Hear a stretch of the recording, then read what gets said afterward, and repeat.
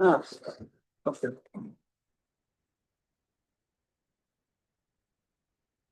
Okay. Good evening and welcome to the Scarborough School Board Workshop. The date is Thursday, June 18th, 2026. Would everyone please join me? Oh, no. Right, could you call attendance, please? I forgot to ask the correct pronunciation as we were talking. First, I'm gonna give it a try. All right, Mr. Gonzar. Ms. Jacobs, Absent. Mr. Kelleher. Here. Ms. Lindstrom, Here. Ms. Mauer. Here. Mr. Peony Huff. Here. Mr. Weber, Ms. Claret. All right, thank you so much. Would everyone please join me for the Pledge of Allegiance? I pledge allegiance to the flag of the United States of America and to the republic for which it stands, one nation, under God, indivisible, with liberty and justice for all. Agenda item 2.0 is new business. 2.1 is the academic progress and curriculum update with Katie Vitro, our Director of Curriculum and Assessment. Thank you. It's always a pleasure to come and join you every spring to give you some information about how we're doing as a district with achievement in reading, math, and science. We're going to work through those slides tonight. There's quite a few. I'll spend a little time talking. I'll spend a little time letting you just look at the numbers. And this is, as a workshop, an opportunity to ask questions. So to give you just a few pieces of what we'll go over tonight, in addition to those results and discussion about expectations for reporting to families about individual student scores, we'll cover a few highlights, the focus areas of curriculum work, and as a matter of requirement, some information about our ESSA planning as it relates to Title I, which will open for public comment tonight through the next month, and I'll go over that at the end. So some highlights for this year. We continue to have a strong foundation of curriculum review work that is part of a predictable and regular cycle. This year, we engaged in the review of our math curriculum, as well as our visual arts and performing arts curriculums. We continued work from previous reviews, ELA and social studies in particular, and are looking forward next year to beginning science and technology, which will include a STEM discussion. And I've been asked from the team to move up career and development from 2027 to 2028. And we felt that now was the right time to do that, especially given that science and technology was the only area for review next year. So we'll do some of that work as well.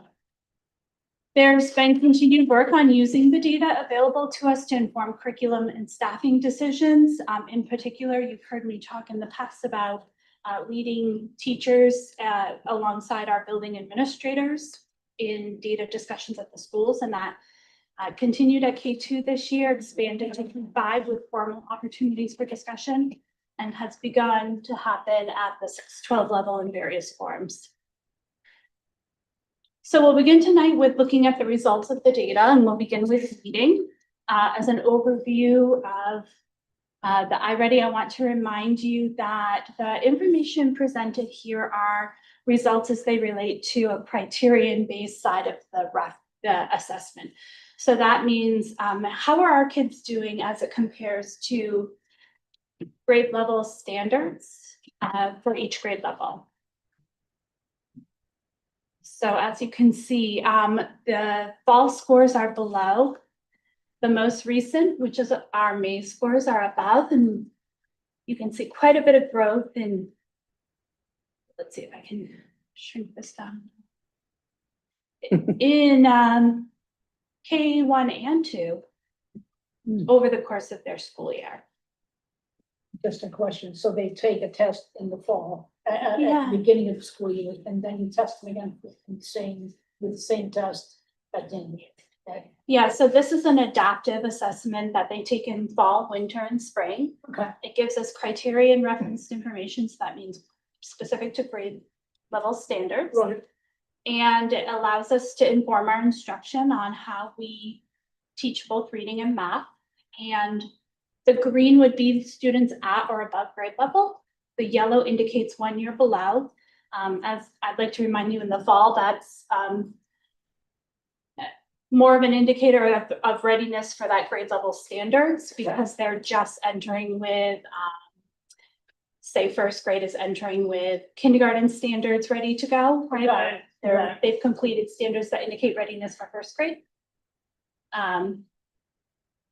In red, can you remind us? Red is 2 years below, 2 or more years.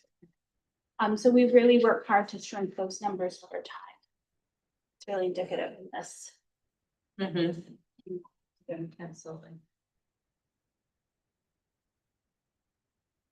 So said a different way, when they come in, just, I want to be sure that our newer school board members are kind of grounded in this. When they come in the fall, as a kindergartner, you might expect the green to be smaller because they haven't had any schooling perchance.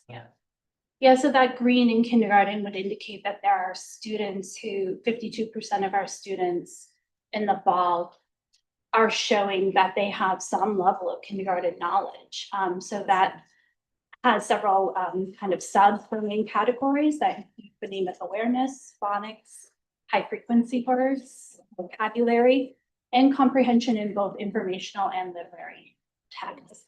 So if a student comes to us with some letter sound knowledge, some sight words, and some strong concepts of print, they may already be accomplishing some of their kindergarten standards and would score in the green.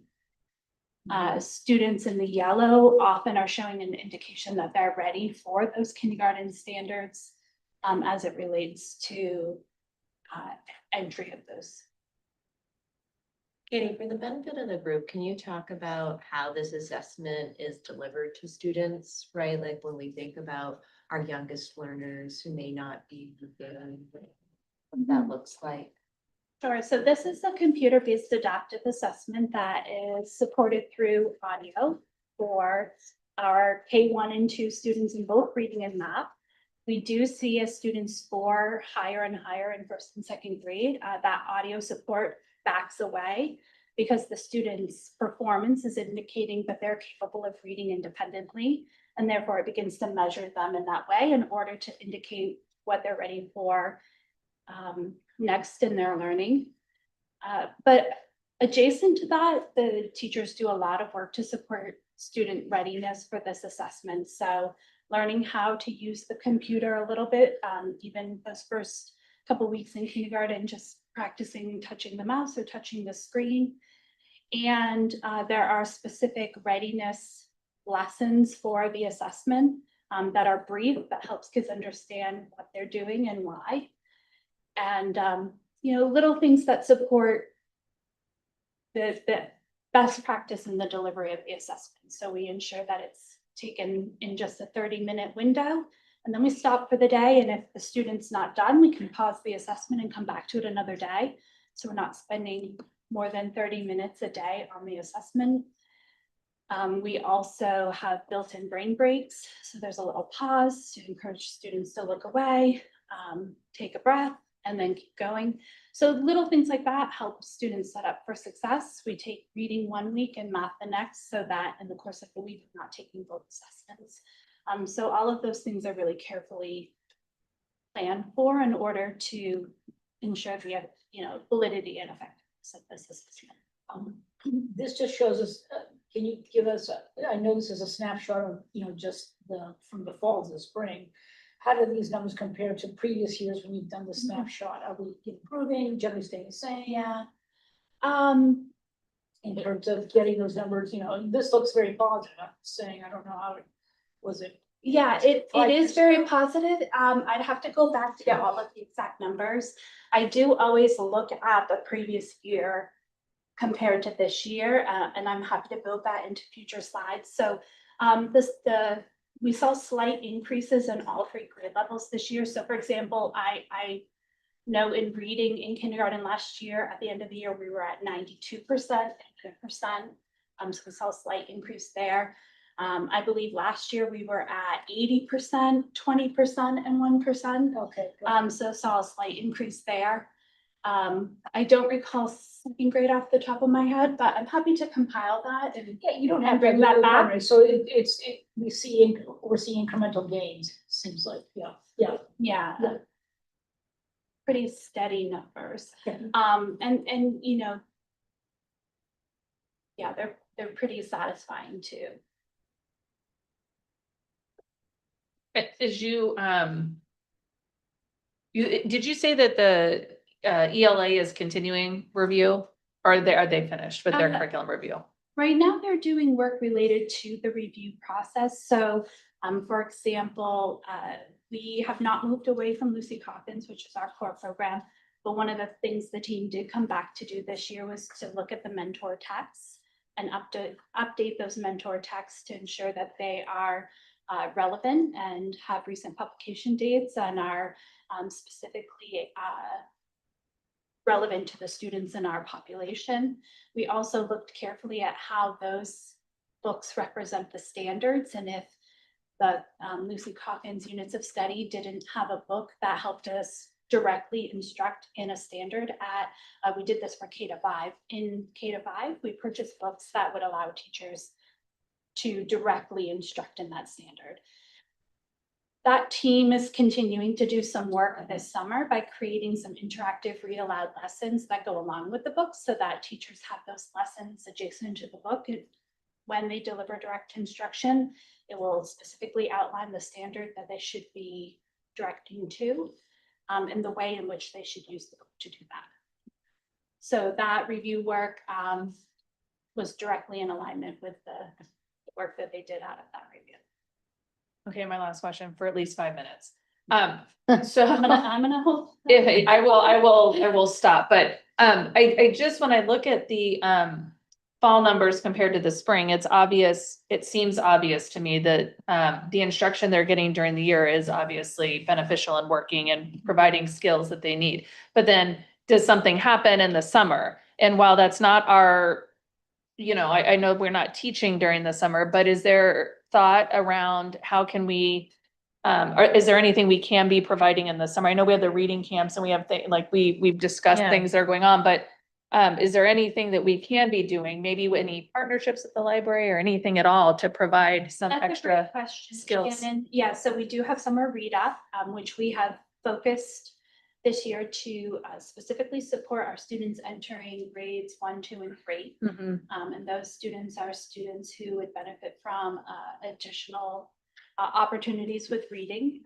So they receive a specific invite.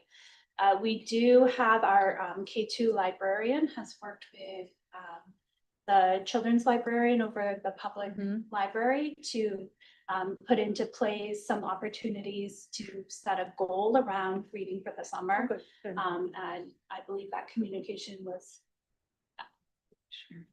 in the K2 source. The K2 newsletter. Oh, that's good. That's great. The other I don't thing see that those, so yeah. it's hard for me Yes. to Yeah. say. The other thing that I would just point out is, because I'm inferring from your question that you're thinking that there's a slide in the summer. Yes. This is criterion, and so this is based on grade level standards, right? So in the fall of 2025, if you look at grade 1, 43% of the kids had They were already had on the first grade, knowledge late level. Got of it. first grade standards. Got So it. it's not like they dropped from, Right. if they were at 92% in kindergarten and now Got they're it. at 43. It's a different set of grade level standards. Right, so said a different way, 43% is already mastering those skills when Yeah, they're coming they're in. well along their way, Got it. right? Yeah. So does that increase your confidence? Yes, I was like prepared to go start a new reading program. Yeah, go ahead. I don't, okay, so, is there like, what's the correlation between the material here versus the curriculum? So like, I know we don't wanna, we don't wanna, teach the test, right? However, I mean, like, so is the things that they're being taught highly correlated to what's on the test? So, are we, like, as far as the standard goes, or are they just seeing brand new stuff that they've never seen before? That's a great question. When our programs are directly aligned to standards, then yes, there's been a high correlation. And so we, in the curriculum review process, specifically break down our core programs to look at where that alignment is happening and going well, and where it either needs to be supplemented or reconsidered altogether. So when we get to math, right, I can talk about how the math review team moved forward a new core program this year for approval. The updating of the mentor text and Lucy Calkins is a reflection of the team saying, by and large, our core program is effective. 93% of our kindergartners are at or above grade level standards. That indicates an effective core program. But that doesn't stop us from looking at the specifics to say, where might we better align? And so like the kindergarten representatives on that K2 ELA team looked at the standards they were addressing through Lucy Calkins, looked at the standards that needed greater supplementation, and then they've chosen those mentor texts to directly support those standards that they felt could be better served with a new book. And we'll work as a team next week. They'll come together to do some curriculum work this summer to create lessons to support their colleagues in that. So that's a continuous process. I totally agree with the doing, if we could have something during the summer, regardless if it means with the scores or not, I mean, having a guideline of something that we could try to hit as parents, keeping things, just fresh over the summer, learning something new. I mean, it'd be great to have some kind of a reference to go. I know I would appreciate that as a parent. I'm making it. So we should probably move ahead because we have a lot of slides and we're on slide. 40 minutes and. We're on slide 8, as a matter of fact. I have about 30 more slides, so we're gonna keep I'll it. shut up. All good. No, I think I also believe, right, like these beginning questions, like they're kind of setting the stage or the foundation for what the rest is gonna look like, right? Yeah. So we move now into Wentworth, which is 3rd, 4th, and 5th grade. I do have the historical data here for you, Chrissy. Okay, thank you. And so I want to remind you, this is the criterion reference side as well. So we're looking at how students are performing against grade level standards. And I want to remind you that by having the historical data up here, you can look from cohort to cohort. So for example, these 2024 3rd graders were our grade 4 2025 and our grade 5 2026. So we see lots of opportunities for students to grow here through the curriculum as that below and well below have decreased and that at and above have increased in several areas. Let's give you a moment to just peruse that.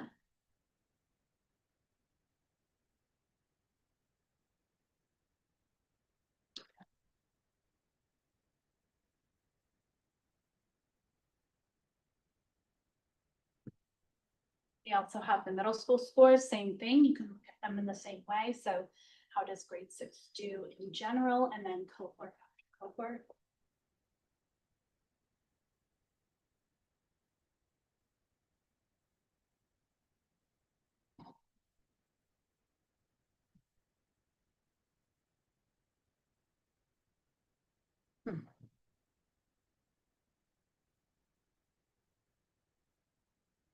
And then the state does skip 9th grade, so we only have 10th grade at the high school.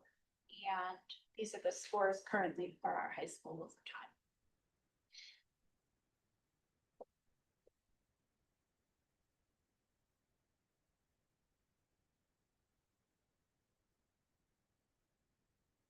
I also really appreciate the opportunity to share these scores with you because often I think as I'm in the curriculum department, I have families reach out to me, parents, community members reach out to me. I'm certain that you do as board members as well, to ask questions about the overall performance of the district, particularly when NAEP scores come out or national articles about scores and they indicate that NAEP is not doing well, that we are at 33%, 43%. But currently, right, our high schoolers are at 81% at or above grade level in reading, which is really remarkable when you look at the national trends. So I just want to highlight I think this is really wonderful public information we should Mhm. point to and help parents navigate to or community members navigate to when they have questions about Scarborough's performance. Yeah, and this is the information that we start to dig into, right? So we'll look at who are the students that are part of the 13%? Who are the students that are part of the 7%? What do we know about the supports and interventions that are in place for those students, right? So there are multiple uses of Mhm. looking at this data, Mhm. right? One is, what does our overall programming look like, right? And how closely aligned is that? But then there's also being able to look at that from an individual student planning level. So that we can continue to make shifts and pivot when students aren't successful.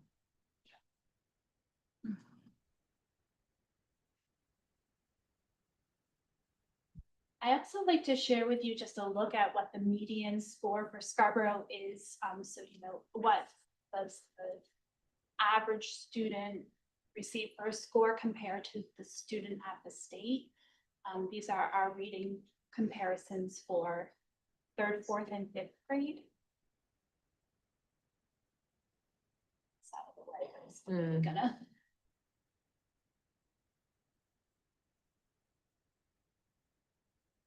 Oop, I went backwards. This is our middle school comparison for reading. Our average scores each year compared to the state level.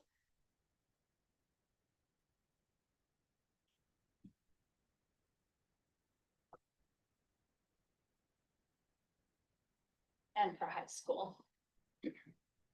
Those median scores in Scarborough remain strong compared to the average student in the state. Is that chart, does it look the same for K2? We don't have a measure for K2 at the state because they only test third through eighth grade and grade 10. Mm. So that measure is just an internal, Oh, okay. similar Right. but internal measure. We have no state level information for K2. I also want to share, the main through year gives us that criterion reference size, that side that we just looked at, but it also provides us with the map growth side. The map growth side of the assessment gives us a norm reference to assessment score. So that RIT score, if you are a parent, you should have gotten your report in your email today. You would see a RIT score, which is that 3-digit score, and then a nationally normed percentile. So I just want to share the average, again, the mean average RIT score and the median nationally normed percentile. I do want to just caveat this to let you know that NWA did renorm their percentile scores for fall of 2025. This is done every 5 years as a matter of best practice. So they renormed in 2020, they did it in 2015. They did release the 2025, so it has been renormed. I'm happy to forward you my frequently asked questions document on that, so you can see all of the shifts in scoring. But as it currently stands, the average student on the RIT score side has a percentile that falls in the high average range in our national. And can you just remind what RIT stands for? That's a great question.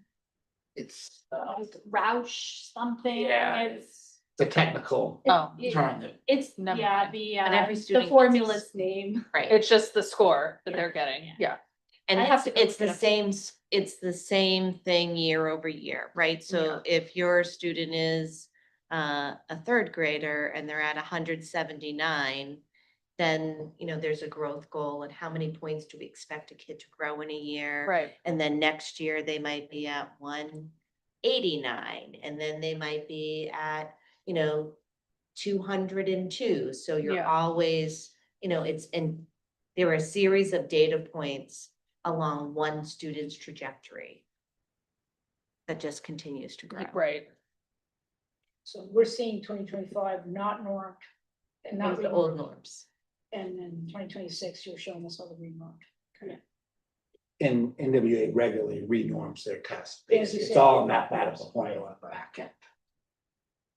But I did want to share that because I do believe it gives you a purview to what our students look like. Our average student falls into the high average category based on their RIT score. Then we have math.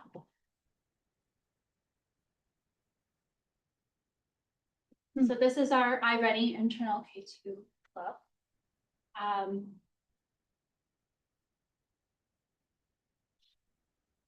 As I indicated before, for our board members that are new, our math team did meet this year. We had 36 participants in the math review. We underwent a year-long process.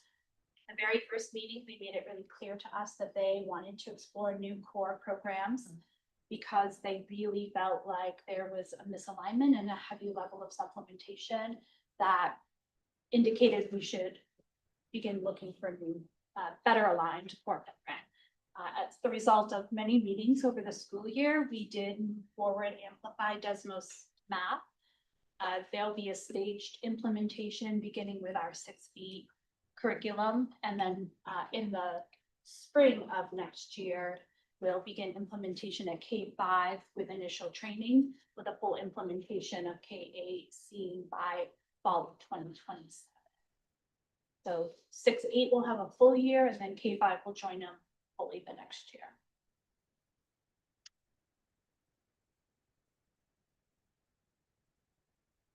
These are our Wentworth scores. I will share, sometimes we're a little short because the state does round the number. So once in a while, we're a percentile short on the 100 because of the way they rounded, but.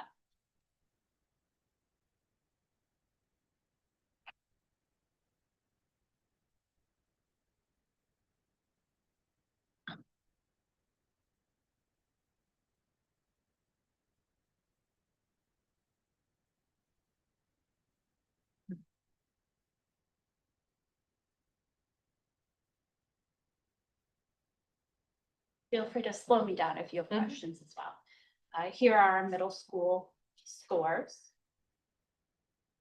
And again, I think when you look at those middle school scores, there's an understanding of why we're really going to focus our efforts at the middle school specifically for the fall, right? Yeah. And we had talked about this a little bit during the budget process about, do we move ahead with all of these grade levels at once?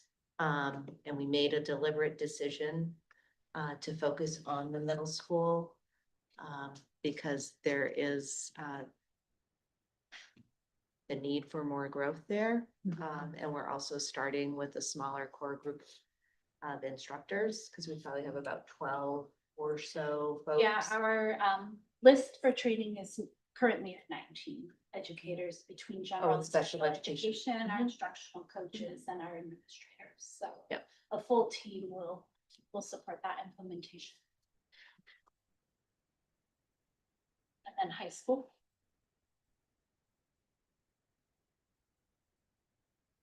And same thing here, only 10th grade is assessed on the state assessment. Then here's a look at those median scores as well.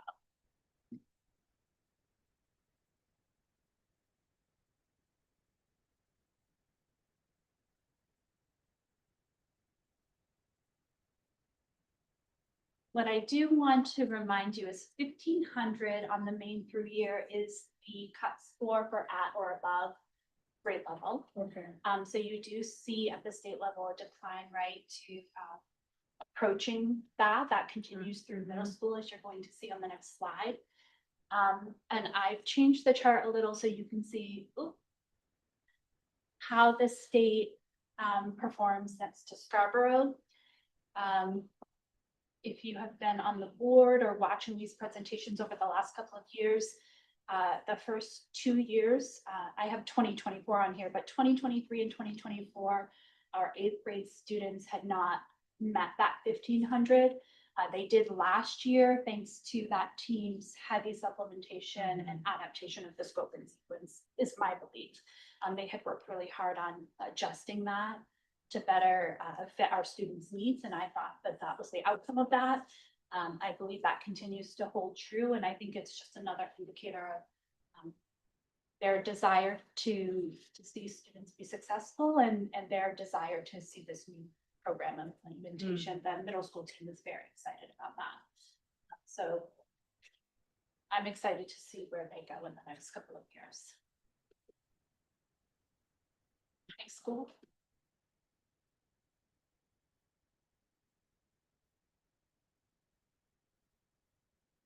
I've said this every year and I'll continue to say it. Our scores are quite strong, especially when we compare them to the average student in the state. But through our review process and through our curriculum work with our teams, we are continuously looking for opportunities to improve,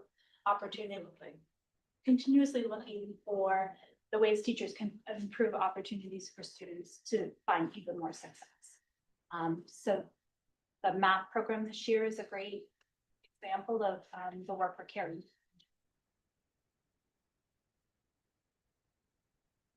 And these are the grit averages and percentile averages for our 3rd through 8th and 10th grade, which is the high school. Again, renormed this year. I didn't say this before, but you can follow a cohort down the line by going diagonally. So you can follow them in percentile. Green is high average, yellow is the average range.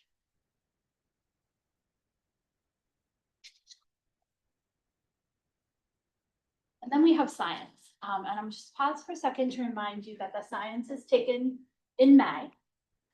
But unlike the main through year or iReady, we don't receive the scores for that until late August, early September. So the scores you're seeing were last year's, so spring 2025 against spring 2024. So I just want to share those with you as an update, but I'm happy to update the 2026 when we receive them. So I did a little something different in the visualization this year. That blue line is, is 2024. It's how all of the area districts we kind of look to compare ourselves with in terms of the ways we're making progress, their performance on that assessment over time, and then 2025's is in red. I've indicated the state, right? So the state average is that 25.3 in grade 5.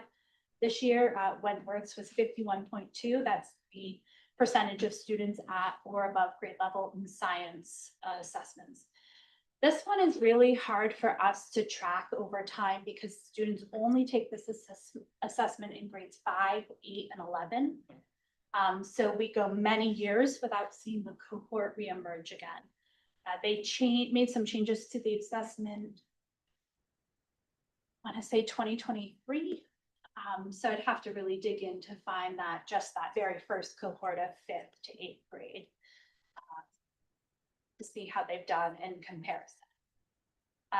What you can see though, that's really something to be proud of is Wentworth saw a huge jump In 1 year. in the year, approximately 37% last year.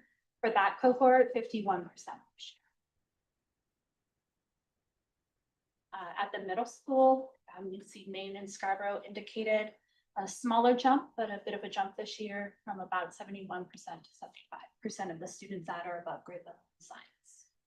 The other thing I would point out too is if you take a look at both of those charts, for 5th grade, Scarborough was at the very top of all of the regional schools that we compare to. And our 8th graders are, 0.2% off from the highest. Yarmouth. So. There's always goals. Absolutely. No, right? But we are in continuous. Doing great, progress, yeah. Right. And then high school. So a bit of a dip from last year's. We were one of the top with 66%. We're now at 60. But you can see that they still kind of hold steady at the top there.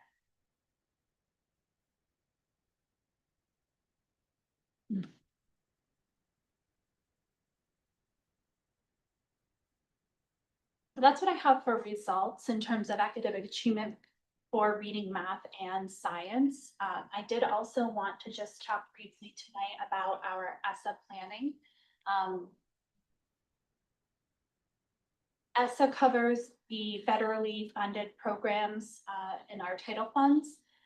One of the important reasons I want to share this tonight is want to make sure that the public is aware of our allocation and the use of these funds.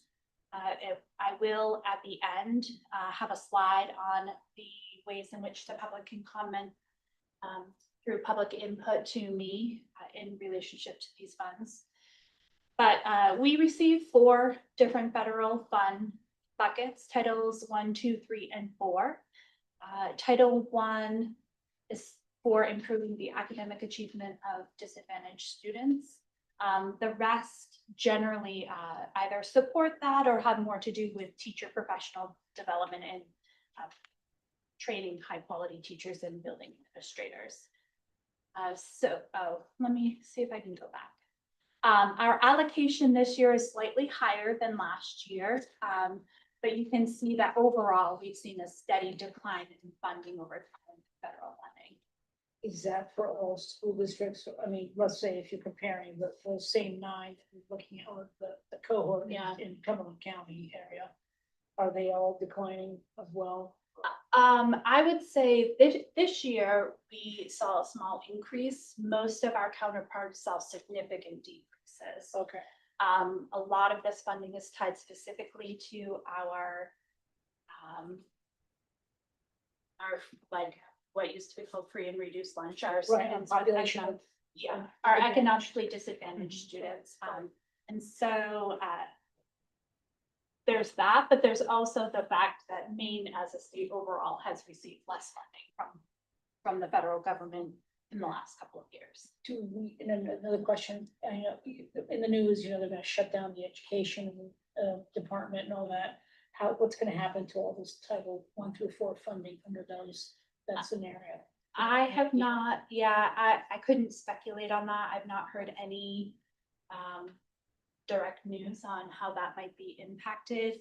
I believe the last article I read was speaking simply about the Office of Civil Rights and the Special Education Department, neither of which this falls under. So at this time, we've not been told of any changes, but that certainly could, come forward and I can share that when we get that news. I've been given no indications from the state of any changes at this time.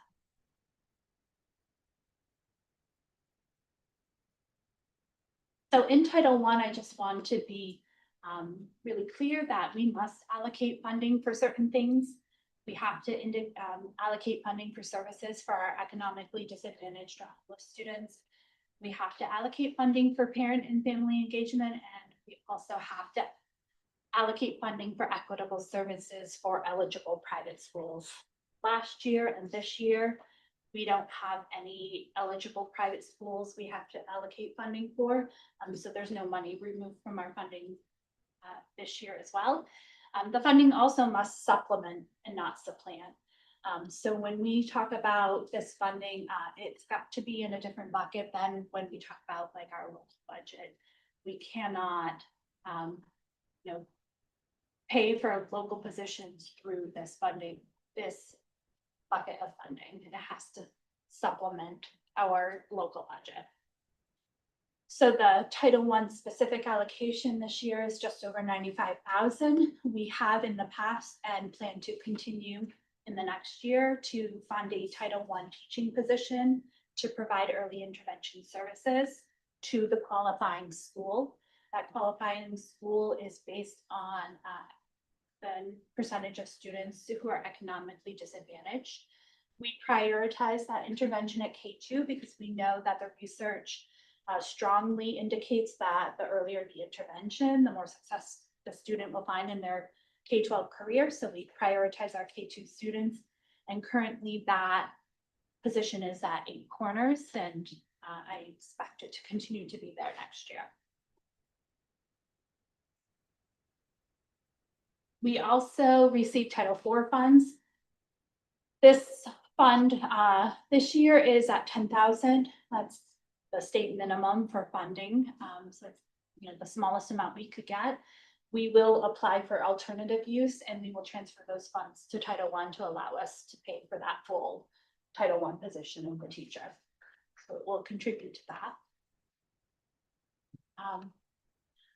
Some next steps to look forward to, we'll continue to do curriculum development work this summer. I had talked to you a little bit about the interactive read alouds. There will be time as well for our 6E math instructors to come in and open up their materials if they care to and begin to kind of dig through those a little bit ahead of their training in August. We'll be planning and preparing for that implementation with that team directly. We'll continue to align our professional development to curriculum needs based on our reviews. There's going to be a heavy emphasis on professional development in math over the next couple of years. We'll also begin, as I said before, review of science and technology, including our STEM pathways and career development. That ESSA grant is due August 1st, so we'll be working on that over the summer, and then we'll continue to draft and refine curriculum department goals. And as I've indicated before, we do welcome public comment and public input on our ESSA plan. This is required by law, so I want to make sure that people know that that line is open. The phone number's up there, my email is up there, and we welcome input. That application, that opportunity for input will be open until July 18th. So 1 month from today. And then we'll close that input in order to submit our grant. Okay, thank you so much. Look at 17 minutes to spare even. Are there any questions about any of the material today? Can I just ask, when you send out those, because I looked at all of mine briefly today, but I always am struck by like, oh, you know, this kid had a high growth and this kid had low growth, but I mean, it, you know, they're still in like a good space. Is that something that you look at much? Like if are there kids that are, well, I mean, if kids in the 97th percentile, they're not going to be Not gonna have in the 100% growth rate. I mean, I guess, what do you? So I just want to explain how growth is measured because they actually absolutely could be at the 100% growth. Yeah. The growth percentile is directly related to the amount of points we expect them to grow from one assessment period to another. Okay.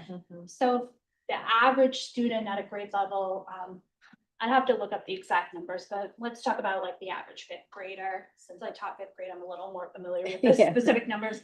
Typically gains 10 to 12 points Mhm. in a course of a year. So if a student gained 14 points, they Mhm. might be in the 99th percentile. It's also in relationship to their peers. So if they gained, 25 points, 99th percentile, right? More Yeah. likely than not. If they gained 5 points, it could still be in the 50th percentile, 75th. It depends on how they're doing compared to their peers. Okay. Compared to their typical growth. That can be really highly variable from student to student because it's just in reflection to kind of how they've done from one assessment period to the next. So how I did from winter to spring or fall to winter, I might go up a couple points and see 50 percentile. I might go up 10 points and see 75th. It's kind of all over the place. What's important is to look over time. Yeah.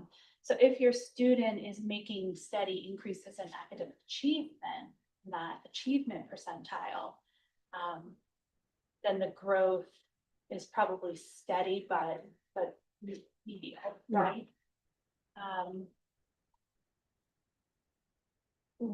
What would be of a concern is if there was low growth over time and no change in the achievement percentile. And we want to say, how does this compare to their classwork, their classroom assessments? Does the greater body of their learning show a stagnation we should be investigating in terms of need for support?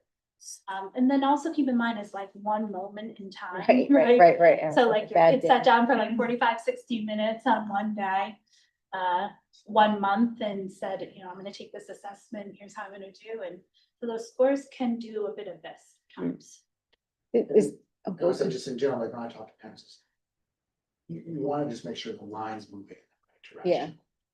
And it is, as Katie said, it's one snapshot, and like teachers in the classroom, we don't ever use just one piece of data. We Yeah. like use it the other, and I encourage parents to talk to your teacher directly about like what they're seeing, because it is truly just one piece of data. Yeah, would be a bit, but like, is that growth percent, something the state collects also?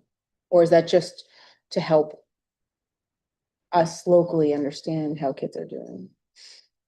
Well, the growth percentile comes on the map side, so that's for us. Okay. They're looking at the criterion side, that's what the state collects. Okay, So I don't know that they're collecting any of the growth measures. I was just That's, curious. I've you know, never kind seen of it. like an state in terms of the information we get. That helps us as teachers ask questions related to okay, or in relationship to our curriculum. yeah, Right? Like if yeah. a whole cohort of kids is seeing slow or low growth, we might say, do we have Yeah. a curriculum problem? Yeah. It's not giving students access to the opportunities they need to grow. Yeah, okay, all right, excellent, thank you. Yeah. You might be like the third person today. I feel like I look at it every time and I'm always like, Yeah, like Ray said, you're looking for like kind of that steady increase over time, even if the line's going like this. Yeah. Kind of sorry, working its way out. Are you still making the videos? I remember you made the video. yeah, I made the video just once when the Yeah. assessment changed to the main through year, but I think if there are talking points we want to bring forward, those videos. Yeah, are that one well might be a good received, one right? if, yeah. For- I for think you student would, achievement. yeah, because I think you explain it really well. And I think when people are trying to, well, first off, if you've had the question 3 times today and it's the first day you've gotten the email out, it's probably indicative that others are likely feeling the same For sure. concern, right? But you explain it so well that I think it would make a good little. yeah. I've gotten much better at my animation Yeah. skills. I could even animate that over time. Ooh, that would be. That would be, that. that'd be I fancy. think that would be quite a bit of fun to do. I also want to share, I meant to include this in the slides. You received today the iReady report if you're in K2. You would have received the NWA family report, which is the writ side if you're in 3, 8, or 10. But the state also produces a report for the criterion baseline. So how your student did related to the grade level standards. Those are provided directly to us from the state in late August. So we'll send that report out at the beginning of the school year. I might do a little video about that one too, look at because you. often parents are like, didn't I already see the results of this? And you did. Yeah. But there's 2 different lenses through which to look at it. And so maybe a little video for that one as well. At the same time, I'm anticipating the science scores to come out. So I'm hoping Mhm. to send those at about the same time. Yeah. So. All right, are there any other questions for Katie? Any other things? All right, Thank you all. thank you very much for joining us. Yeah, thank you, always. Agenda item 3.0 is adjournment, so if there are no objections, we will adjourn at 6:50 from the workshop and we'll come back at 7 for our meeting. Thank you.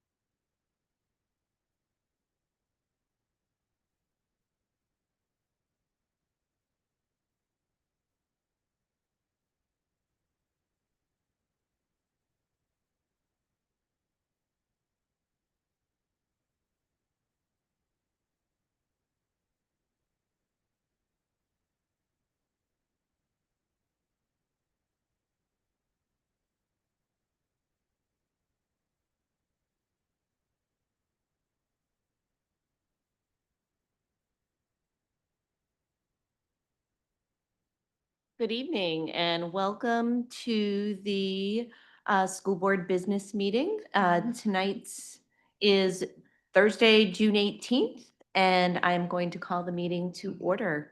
Let's start with the Pledge of Allegiance. I pledge allegiance to the flag of the United States of America and to the republic for which it stands, one nation, under God, indivisible, with liberty and justice for all. Mr. Grogan, can you call the attendance, please? Yes, Mr. Gonza?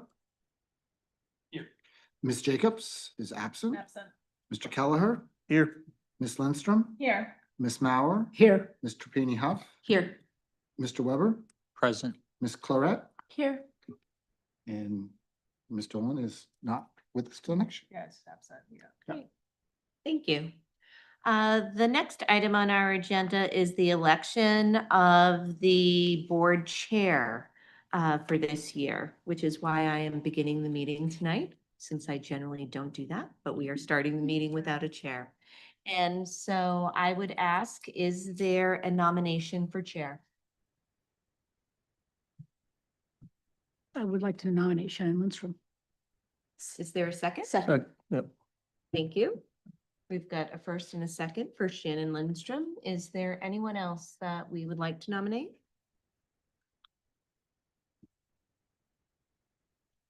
Seeing none, it seems as though you have been nominated for chair. Are you willing to accept this nomination? Willing to accept this nomination. Congratulations. Thank you. Oh my gosh. All right, we'll continue on with agenda item 1.4, which is the nomination. Yeah. Oh, I'm so Oh. sorry. Oh, let me pass it back. This is why I am not the board chair. So we now need to take a vote. All in favor? It's unanimous. Congratulations. Thank you. All right, we will continue agenda item 1.4 with the election of the vice chair. So at this time, are there any nominations for our vice chair? I would like to nominate Cressy Mauer. Wonderful. Do I have a second? Second. Are you willing to accept this nomination? All right, is there anyone else who would like to be considered for the vice chair? All right, any discussion? We forgot discussion as well. Any discussion? All right, all in favor? Yeah, so you're gonna vote for yourself? Yeah. It's odd, yes. That shows unanimous. Thank you so much and congratulations, Cressy. All right, agenda item 2.0 are adjustments to the agenda. I know we have an adjustment this evening, Diane. Yes, I would ask to remove item 6.4, the appointment of the Blue Point School Principal. The candidate that we were going to move forward contacted me today to let me know that she had made a decision to move in a different direction. Okay. let's So do we that. will reassess and I will provide an update at our next meeting.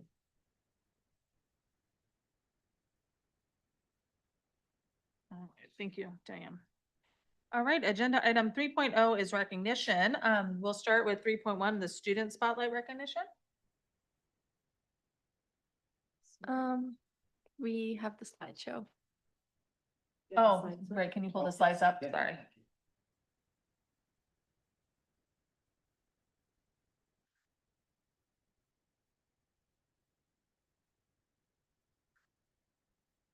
So the Student Spotlight Award winner for June 2026 is Scarlett Layton.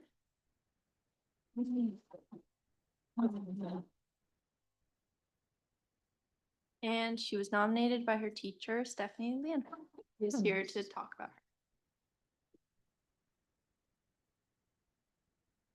her. Scarlett just completed her 8th grade year at Scarborough Middle School. Over her 3 years at SMS, Scarlett has been an integral member of both the Unified Club and Unified Basketball program. Born with cerebral palsy, Scarlett does not allow it to limit her. Instead, she approaches life with determination, resilience, and a commitment to full participation. Throughout her time at the middle school, Scarlett has been a strong advocate for improved accessibility. She successfully advocated for the installation of push-button entry doors to make the school's front entrance more accessible for all. In addition, she took the initiative to meet with the architects designing the upcoming school addition, offering thoughtful recommendations to ensure the new space will be inclusive and accessible. Although the project will not be completed until after her graduation, Scarlett demonstrated selflessness and leadership by contributing ideas that will benefit future students. Scarlett consistently arrives at school with a positive attitude and treats everyone with kindness and respect. She perseveres through challenges, both large and small, while maintaining an unwavering sense of strength and determination. During her tenure with the SMS Unified Club, Scarlett was instrumental in organizing annual Inclusive Schools Weeks initiatives and various Kindness Week events. She also played a key role in the Spread the Word campaign and represented SMS at the Youth Summit, collaborating with student leaders from across Southern Maine to foster a more inclusive environment. Recently, Scarlett was selected to represent the state of Maine on the Special Olympics Maine Youth Activation Committee. She earned this distinction through a competitive application and interview process alongside her partner, Eleanor, during which they highlighted their leadership roles in promoting inclusion at both the middle and high school levels. The Youth Activation Committee works to promote acceptance and inclusion, particularly for individuals with intellectual disabilities, and strives to elevate the voices and contributions of all students. I look forward to seeing Scarlett continue to overcome challenges, expand inclusive opportunities, and advocate for students with special needs as she transitions to Scarborough High School and joins the Youth Activation Committee in the fall.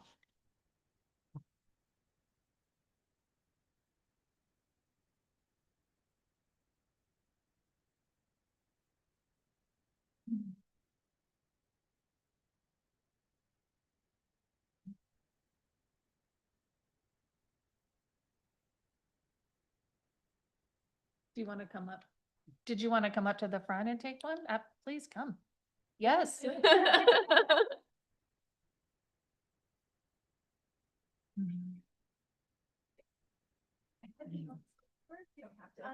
thank you.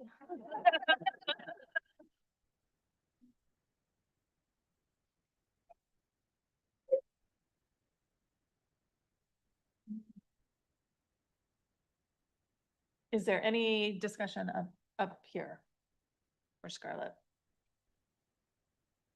I see you're hovering. Yeah, I just wanted to say that you're a real inspiration and, you know, that for anyone who is disabled or not disabled, just everyone can take, you know, you as a model. So thank you so much for all you do for your peers, for our community. It's wonderful. Thank you.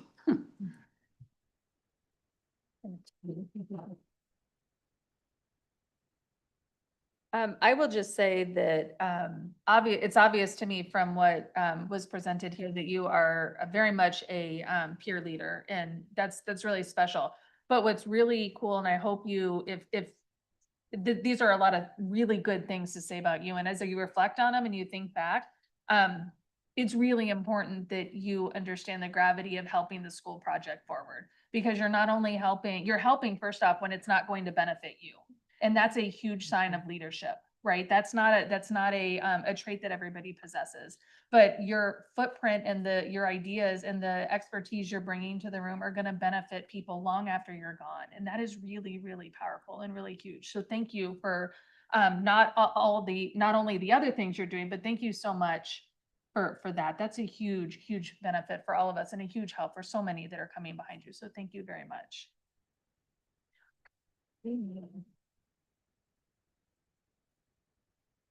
All right, agenda item 3.2 is our staff spotlight recognition. So for this, we'll turn it over to Cressy and Jillian. So our junior, Ray, our junior June 2026 staff spotlight winner is, do you mind clicking? It's Ray Groga. Hey, keep clicking, please, if you'll click a couple more times. There you go. I know you made, I don't know if you were expecting this or not. I was not, I put my piece of candy in my mouth. Someone looked at me and he said. I always try to look a couple slides ahead, so I literally just found out about a minute ago. Very good. So we managed to go get a couple pictures and Cheryl very, you know, cleverly got a little AI image of you, so, little caricature. And if you don't mind clicking forward again. So you've given us so much distinguished service in 4 areas: emergency and interim leadership, keep clicking, committee and policy governance, and community outreach and communications, and teacher and staff support. Please go ahead, keep moving forward for me. Thank you. So under emergency and interim leadership, you've stepped in during gaps between principals at Blue Point and Pleasant Hill. You've supported our high school students and our staff after the sudden loss of our assistant principal, Jake Brown. That's really appreciated. And obviously, you've been part of our district emergency management team. So thank you for everything you've done there. Next, under committee and policy governance, you've really done a heavy lift. So active service on the various iterations of that school building committee that toiled, for over a year and a half to finally successfully got that bond measure, forward to the public. So you've been a member of the Policy, Communications, and Negotiations Committee, which has been a lot of work. And you've also helped facilitate a number of community forums, including on cell phones and educational technology. So thank you so much for all that work. And then on community outreach, which is, the committee that I am part of now as well. You've helped us with planning and executing the Senior Citizens Dinner, which is a big lift. Contributed to newsletters that have written Scarborough Living Magazine articles, and you've helped, get that district newsletter out to families. So we really, really appreciate all that. And finally, you have just given so much support to our teachers and staff, organized highly effective professional development, recruited some of the best teachers, ed techs, and support staff that you can find, and you give ongoing support to teachers throughout the district. So we thank you for all of that. And then do you want to read it, Shannon? So we just have a letter from Shannon, just sort of, summing it all up. So. Yeah, this is on behalf of the board. Thank you. Ray jumped into his work in Scarborough with energy and purpose, supporting not only the district, but also the board from day one. He stepped in as principal at both Blue Point and Pleasant Hill primary schools when leadership was needed, providing steady guidance during important transitions. He has served on the building committee through its multiple phases and lent his expertise as the work evolved. Ray also served on the policy committee, the communications committee, the negotiations committee, and the district emergency management team. Ray always shows up, always contributes, is always willing to write an article at a moment's notice for the board, and always focuses on what's best for our schools. We are thrilled to nominate him in recognition for his unwavering commitment in the countless ways he has strengthened Scarborough.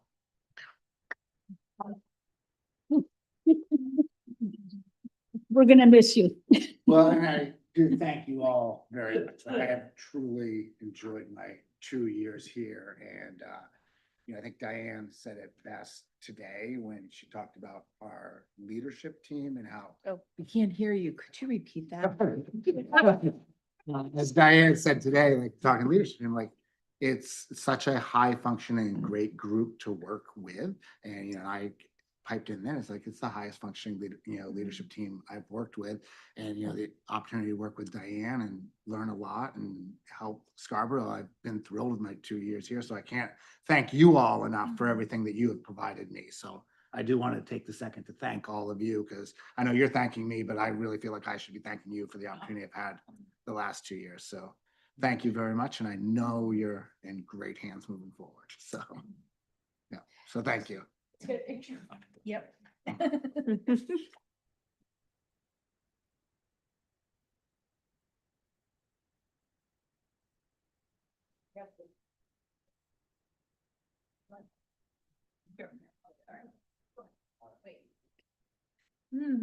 Oh, that's really nice. That is. Take it out. Take it out. It's really gonna bother me.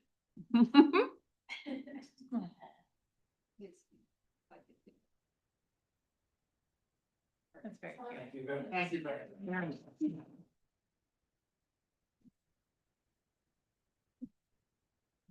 Any other thoughts to share for Ray?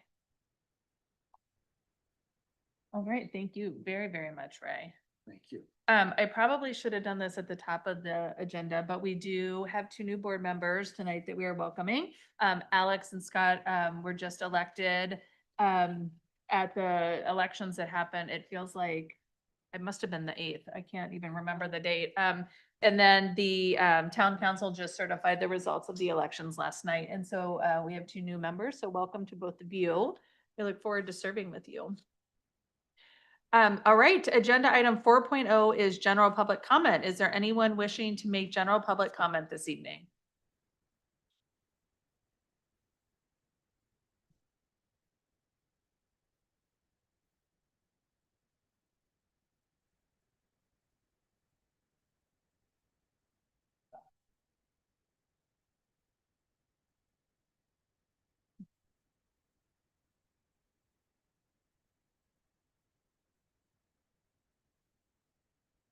Is there anyone online? Well, is he coming? Do you see the gentleman coming back with his sport coat on? No, I think they were all here Oh, to I celebrate the thought he- student. I'm sorry. I thought he said he was making comment. I apologize. There's one person online, if you want to make a comment, raise your hand. Oh, that's one of our candidates. All right, seeing no public comment, we will go ahead and close general public comment this evening. Agenda item 5.0 is continuing business. So these are our 2 policies that we had taken to first reading and we are now moving to second reading. The first is agenda item 5.1 is the second reading of policy KB, parent involvement in education. We did not receive from the board, we did not receive feedback or comments to update the policy. So this looks the same as how it looked but first reading for those of you that were here for that. Essentially, this is just a policy that talks about the shared responsibility between the schools, the student, and their families. And so it outlines what that shared relationship looks like. Are there any questions about this policy? All right, do I have a motion to approve the second reading of policy KB, parent involvement in education as presented? So moved. Second. Is there any discussion? All right, all in favor? And that shows unanimous. Thank you so much. Agenda item 5.2 is the retirement of policy KBA, relations with parents. This policy is being retired because it was the one that previously existed before we wrote KB. So it is very short. It is 1 whole sentence long. And so you can see that the new policy is a little bit more involved than what this used to be. So are there any questions about retiring this policy? Do I have a motion to approve the retirement of policy KBA, relations with parents as presented? So moved. Second. Is there any discussion? All in favor? And that shows unanimous. Thank you so much.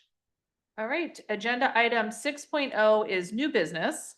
6.1 is board declared vacancy caused by absenteeism. This is going to be first a discussion based in our policy BBBDA, board declared vacancy caused by absenteeism. I'm not going to read the full policy. I'm going to just read the parts that are applicable here. The first one is after 2 consecutive unexcused absences from regular meetings, the member shall be notified in writing by the board that a 3rd consecutive unexcused absence from a regular meeting will constitute cause for the board to consider declaring their seat on the board vacant. The second part, part B, after 7 absences from regular meetings, the member shall be notified in writing by the board that an 8th absence will constitute cause for the board to consider declaring their seat on the board vacant. After 8 absences from the regular meetings, the board shall notify said member in writing that the board will consider declaring the seat vacant at the next regular meeting of the board or at a special meeting called for the purpose of considering this matter. So where we are right now is, as a way of background, we do have a board member that has 8 absences. Those absences are 7/4/25, 12/20/25, 2/26/26, 4/2/26, 4/30/26, 5/19/26, 5/21/26, and 6/4/26. And 6/18. I'm sorry? And And 6/18/2026. So our first part of this is that per our policy, we now have to vote if we are going to vacate the seat. So before we move into the motion, are there any questions about the policy, about the absences, what we're discussing here? I do have a question. Has there been, not about the policy itself, but, the individual and, is there been multiple, correspondence trying to attempt to reach the person? And I mean, assuming there has been, I'm just asking. Yeah. Yeah. Yeah, absolutely. The reason I read both parts is there was notification after the 2 consecutive unexcused absences. There was also notice, an email sent, when the 8th was reached, and not hearing a response to that, we did send a certified letter and, regular mail. So we sent it 3 times, to ensure that it was received. Yeah, that's a good question. The board member did not respond, is that correct? That is correct.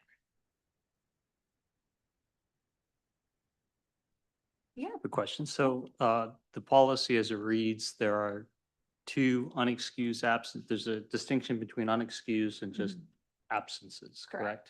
So the 7 absences, is that inclusive of the unexcused absences? Or is that is that separate and apart, or does that include the unexcused absences? That's a great question. So those the 7th and 8th absences, and that when you get to that level, that includes both unexcused and excused absences.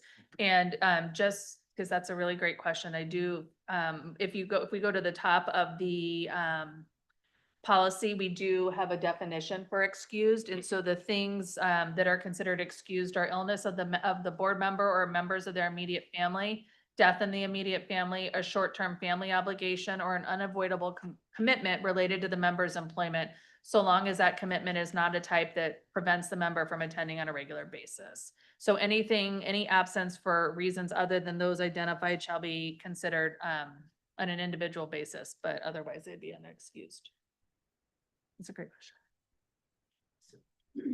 So to get an excuse, you have to notify the board chair, the chairperson of your need to, that you won't be able to attend and why. Yes, Okay. absolutely. Yeah. And generally what we think of with unexcused absences are family vacations when someone's going to miss the meeting, right? Or things like that might come up from time to time. Are there any other questions? All right, do I have a motion to declare the board seat vacant for reasons caused by absenteeism? So moved. Second. Is there any discussion? This will automatically mean that we will like post it in November only, like we wouldn't have a special election. That's going to be our second part of this conversation. So right. that depends on how this vote goes. Yeah. Good question. Is there any other discussion?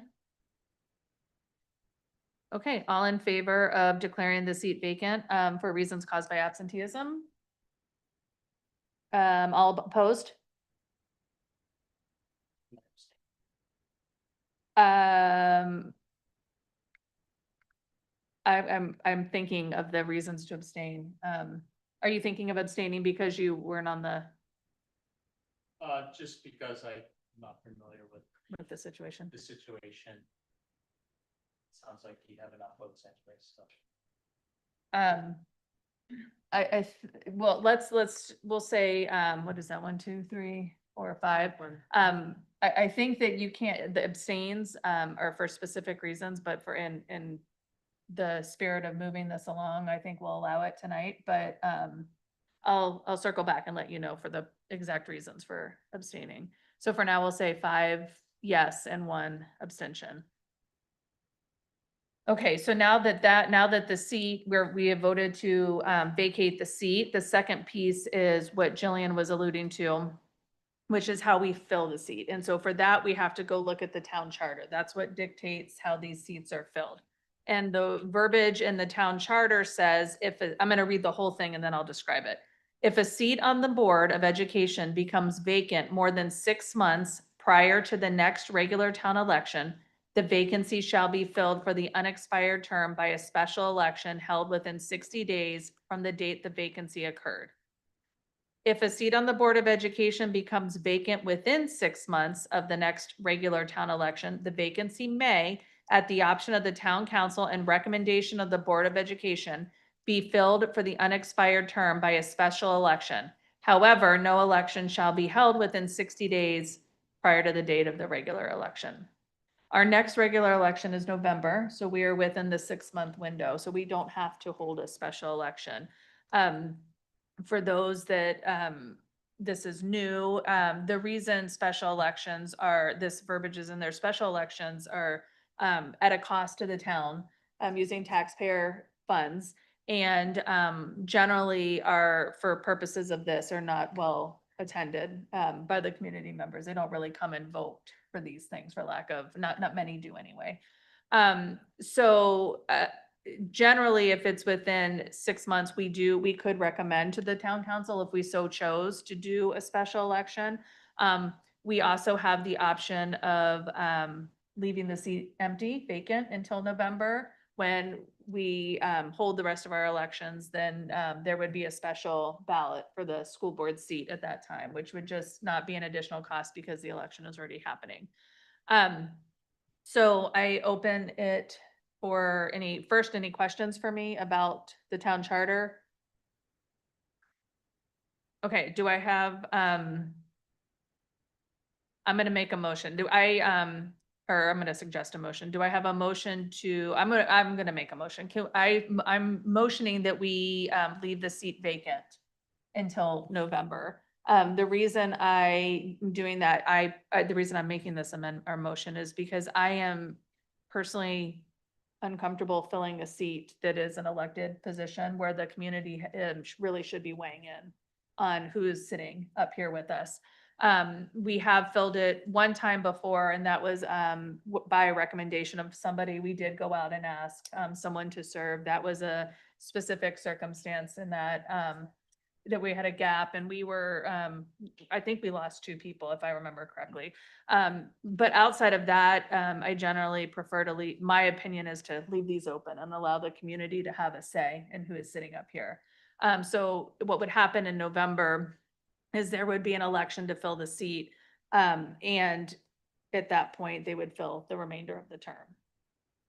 I just have a question. So on the motion, we don't have an option to fill the seat and then still have that position, the vacancy on the ballot. Yeah, we could fill this, we could recommend to fill this seat, but it would be for the unexpired term.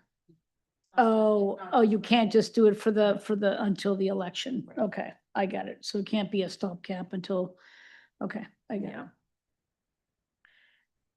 And I don't think we should impose the expense on the town of a special election before November. I just think that that's a pretty high, I'm assuming it's a fairly significant cost. I don't know what the costs Yeah, are. I think when we looked into it in the past, it was somewhere in the magnitude of $6,000. Second. Thank you, John. Okay, so we have a first and a second to leave the seat vacant until November. Is there any discussion? Is there any foreseeable pressing issues? It sounds like the summertime is relatively low key, so it sounds like the timing meets your your goals, but is there anything foreseeable before November that you think would be important to have that final member? I think the most pressing thing is the committee work, committee assignments. And so if the will of the board is to leave the seat vacant, when I seat committees, what I would do is I would take on those seats that would be filled by the new person. And when they come on, they would take them over. It is before budget season, which is helpful. We won't run into that. So, I mean, I never, knock on wood, I never want to, say that things will be quiet. It feels like you don't say that in the hospital and you don't say it at schools either. But yes, I think this might be a better time than others. And if it helps, this is actually a pretty regular occurrence. We deal with it a lot. So over I've been here for 5.5 years, and it's happened at least, this is gonna be at least the 4th time.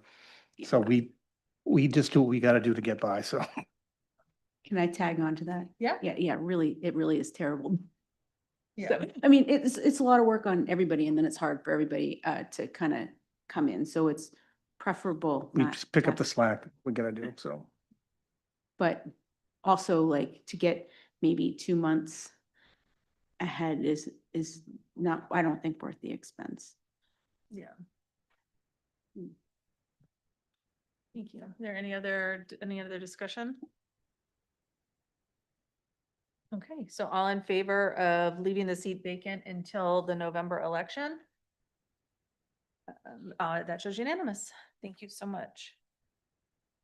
All right.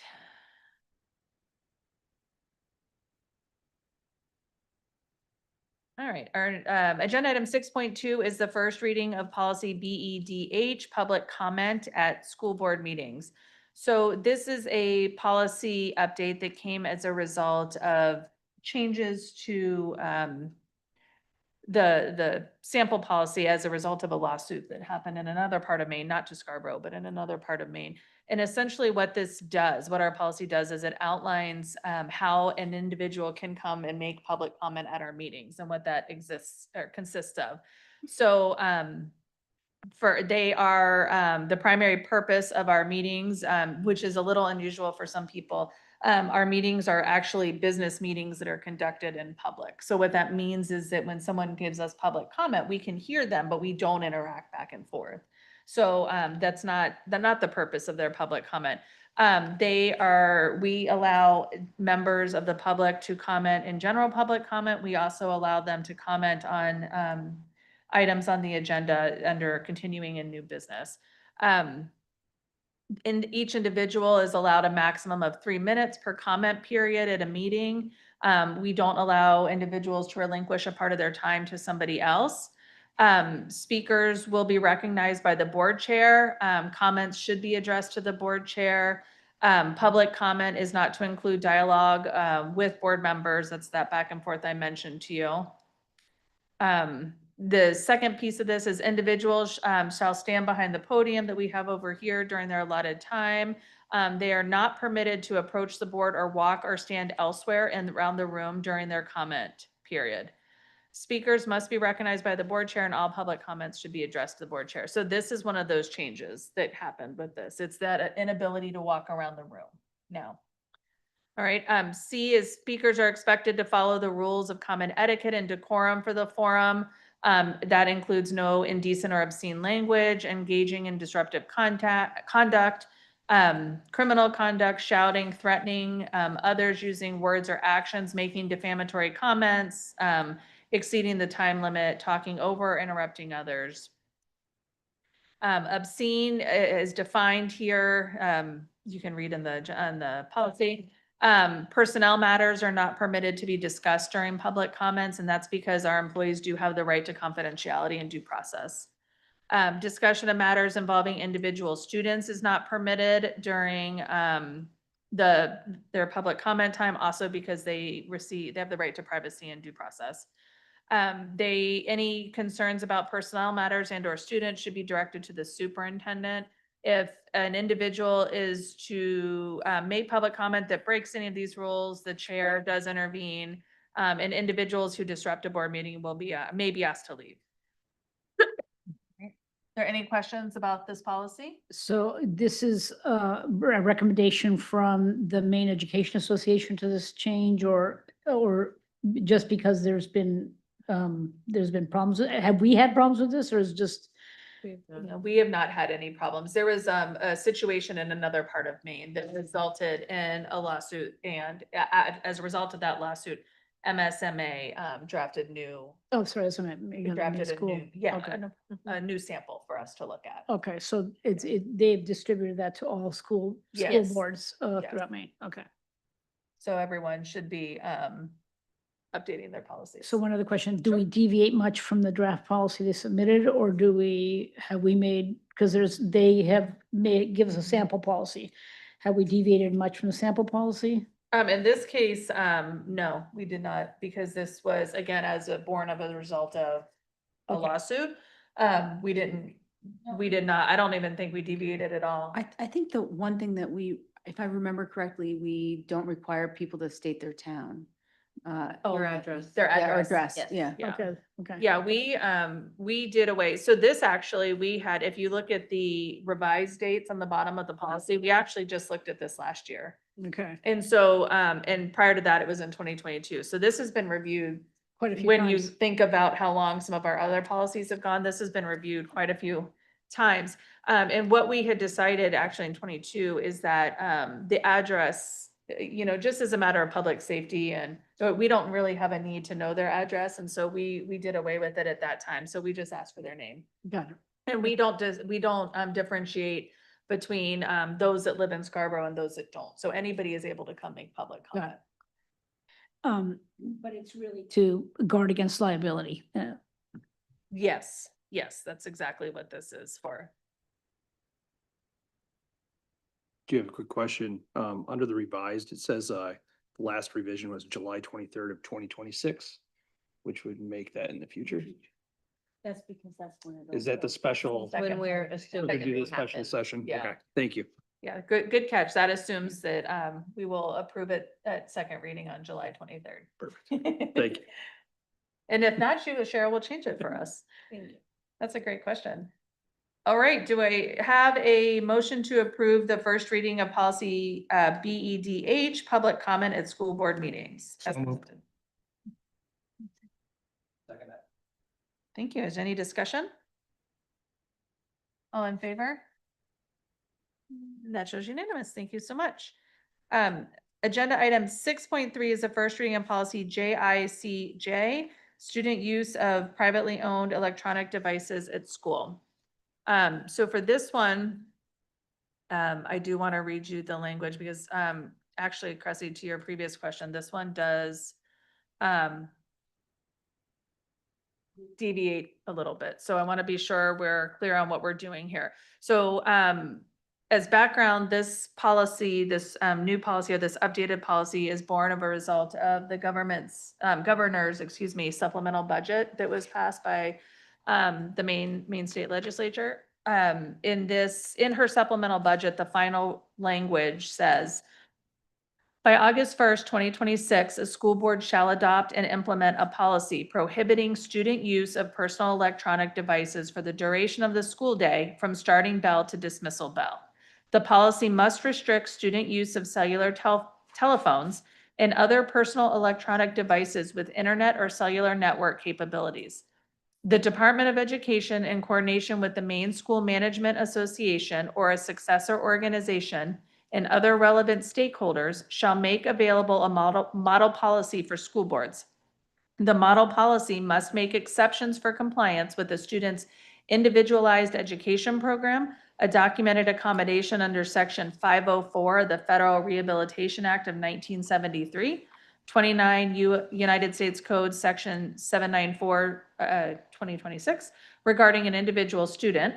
The delivery of prescribed medical care is outlined in a student's individual healthcare plan and language support services for a student who is an emergent English language learner when no other translation option is available. So that's the language from the supplemental budget. The policy that we drafted, that's in your materials. Sorry, my take a minute to pull up. Okay. So as background as to why this deviates a little bit, the policy committee spent 8 months last year working through this policy and not only working through the policy, reviewing data that was applicable to Scarborough, really specifically at the high school. Many board members went and visited Scarborough High School the lunchroom to see how cell phone use was happening at the high school or what the situation was. Heard a lot of public comment from the community members, teachers, students were really active in this policy. And we had drafted what felt like a really good policy. And then that was to be in compliance with a law that passed last year to have a policy in place by August of this year. So what we did this year is we took our policy that we had just updated and we took a look at the model and we added in the additional language that was required. So, what you'll see in here is, the big change, of course, is that, this applies to not only cell phones, but any device that can connect to the internet. So that would include, personal computers, watches, cell phones, tablets, anything that could connect to the internet. So privately owned electronic devices may not be used in any manner that disrupts, the educational process, is illegal, or violates board policies and or school rules. The Scarborough School Department is not responsible for damage, loss of theft of such devices. The superintendent is authorized to develop any school new rules necessary to implement this policy. The Scarborough School Board will continue to evaluate the impact that privately owned electronic devices have on our students, and as such, will continue to evaluate our policy to best meet students' needs. Privately owned, wait a minute, I'm reading the old one. TK. I'm sorry. I was just noticing that. I apologize. Wait, this doesn't. Disregard everything I just said. We're gonna start that over again. It's like, that's not right. That's not right. Okay, here we are. Okay, the intent of this policy is to support no, that's not it either. Yeah, would you like mine on paper? Yeah, that would be great. Thank you. Okay, here we are. All students from pre-K through grade 12 are prohibited from using cell phones and other personal electronic devices with internet or cellular network connectivity capabilities for the duration of the entire school day from starting to dismissal, except as otherwise permitted in this policy. Exceptions to the prohibition on use may be granted for monitoring or management of a health condition in accordance with the healthcare provider's order as incorporated into the student's individual health plan, IHP, implementations of a student's IEP, a documented Section 504 accommodation for an individual student, and language support services for emergent language learners when no translation option is readily available, or in an emergency situation is authorized by the building administrator in accordance with the school unit's health and safety and emergency management plan. Privately owned electronic devices covered by the following provisions include cell phones and other personal electronic devices with internet or cellular network connectivity. For all privately owned electronic devices, the following apply. At all times, the use of privately owned electronic cameras and or the camera video sound recording functions on any privately owned electronic device is strictly prohibited in certain areas of Scarborough Public Schools, including the cafeteria, locker rooms, restrooms, and buses. And so I want to take a pause. That might seem like a weird addition. When we obviously can't be using these devices during the school day, so why would we prohibit it? Those are prohibited at all times. So think about outside of the school day when students are at the school for sporting events, for example, right? So the use of any electronic recording devices in the locker rooms, in the cafeterias would not be acceptable. So that's why that is still included in there. Correct. At all times, yeah. So in addition to the bell-to-bell ban, at other times when you're on school, you can use those. Number two, at all times, so again, this is also including outside the school day, the bell-to-bell, accessing, viewing, submitting, forwarding, downloading, or displaying any materials that are defamatory, abusive, obscene, vulgar, sexually explicit, sexually suggestive, threatening, discriminatory, harassing, bullying, and or illegal is prohibited during school hours and or at any school-sponsored activities. 3, students' privately owned electronic devices may be subject to search if there is reasonable suspicion that a student is violating board policies, procedures, or school rules, or engaging in any other misconduct, and that the device may contain relevant evidence. School administrators may compensate such devices for as long as necessary to complete their investigation. 4, disciplinary action may be taken against students who violate policies, rules, or laws, and or whose conduct directly interferes with the operations, discipline, or general welfare of the school. And again, we will not be responsible for the loss or theft of any device and or personal electronic devices with internet or cellular network connectivity brought into the school or onto school property, including school buses, parking lots, athletic fields, and or other school facilities. So the question about where this, where we part ways from the sample policy, the sample policy has a sentence that says, students are not permitted to carry or wear or access personal cell phones, smartwatches, or other PEDs, that's a personal electronic device, during the day, during the school day. We did not include that in there. The feeling of the policy committee is the law that I read to you in the beginning does not explicitly say that schools must confiscate or must take those devices. What it says is that you have to prohibit use. So we did not include that sentence. It says that the bullet underneath says, prior to the starting bell, cell phones and other PEDs must be powered off and remain off and stored as determined by the building administrator. That was also not included for the reasons I just explained. The other big piece is that there is a part in there and this was it was, if you want to include it, you could, really, it was like a ladder of consequences. That we don't do that in our other policies. We don't generally say to an administrator how they're going to discipline a student who doesn't follow the policy. And so this was no different. And that the ladder of consequences is a verbal warning, confiscation of the cell phone, repeated violations may require a parent or guardian meeting. And so we kept that out as well. Everything else is about the same. But you just gave the building administrator flexibility in terms of being less prescriptive in how they're gonna, because you're not saying they're not gonna necessarily have to confiscate them. Can I weigh in on that? Yeah. So I just want to be really clear. I don't know that I would characterize it as giving our administrators flexibility. I would characterize it as the role of the board is to set the policy, and the role of your school officials is to implement a discipline policy. So to be really clear, there will be a continuum of consequences. We have already had a continuum of consequences for the use of cell phones this year when we had policy JFCK. And so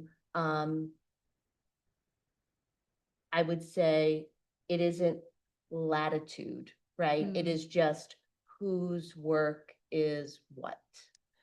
If that Yeah. makes sense. Yeah, and to tack on, that's the same, this sentence, this is the same language we use in our other policies. So it's actually consistent across multiple policies where there is a discussion of discipline.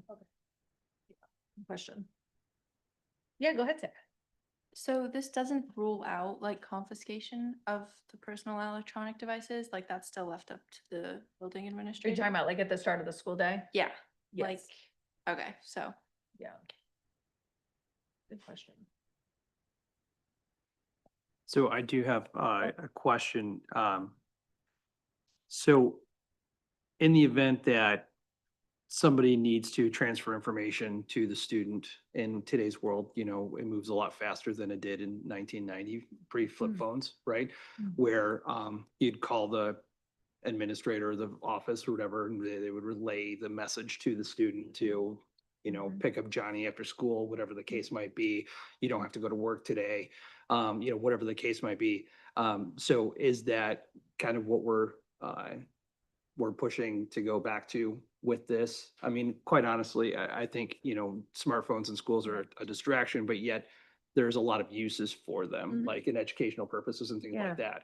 Unfortunately, the governor was really clear with what the statute says. And so we do not have the latitude to make that decision. It is a strict bell-to-bell ban.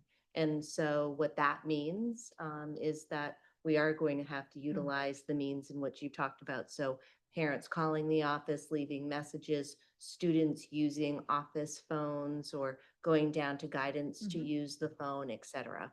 And again, you know, some people might say unfortunately, other people might say fortunately, because we have certainly a wide variety of folks on the continuum of their thoughts around this particular policy. But this is not a local decision at this time. Alex, I saw you had a question? Oh, just regarding the title of privately owned electronic devices, so are we to assume also like school devices that may also have internet activity, this would apply, or is it all those policies prohibiting certain use of internet access and communication would also apply already to, say,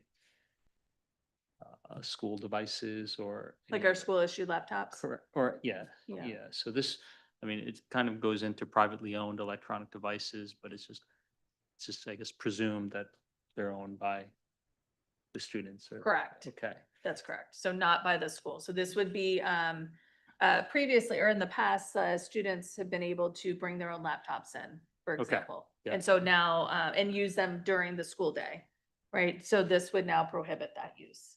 okay.